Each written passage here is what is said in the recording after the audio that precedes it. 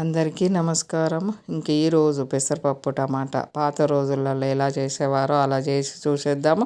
Taste బాగుంటుంది. ఇలా ఒక 1/2 అవర్ పప్పును కడిగి నానబెట్టేసుకున్న తర్వాత ఇంకా తగినంత వాటర్ పోసేసి కారానికి సరిపడా, పప్పుకు కారం సరిపడా పచ్చిమిర్చి వేసుకోవాలి, కొంచెం పసుపు వేసేసుకొని ఇలా మెత్తగా ఉడకబెట్టేసుకోవాలి ముందు.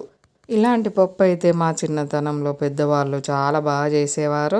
అప్పుడు ప్రాసెస్ ఇదే. పెసరపప్పు టమాటా వండాలంటే ఇలా పప్పు ఉడికిన తర్వాత టమాటా వేసుకోవాలి, కొంచెం సాల్ట్ వేసుకోవాలి తగినంత. ఇంకా ఎండుకారం వేసుకోకూడదు. తాలింపు అంటే అందరికీ తెలిసిందే. ఎండుమిర్చి, ఇంకా ఇందులో కొంచెం నెయ్యి అయితే వేసాము, నూనె కాకుండా. ఎల్లిపాయలు, 1 స్పూన్ ఆవాలు, 1 స్పూన్ జీలకర్ర. ఇంక ఇవి వేగిన తర్వాత మనము కరివేపాకు వేసుకోవాలి, చిటికెడు పసుపు వేసుకోవాలి. ఇంకా అప్పుడే ఆ తాలింపుకు టేస్ట్. ఈ రోజులలో చేసే పప్పుకును పెద్దవాళ్ళు చేసే పప్పుకైతే టేస్ట్ చాలా తేడా ఉంటుంది. ఇంకా అప్పుడు టమాటా పప్పు వేసుకోవాలంటే అలా చేసుకునేవాళ్ళు. కందిపప్పుతోటైనా, పెసరపప్పుతోటైనా, శనగపప్పుతోటి కూడా ఇలానే చేసేవారు.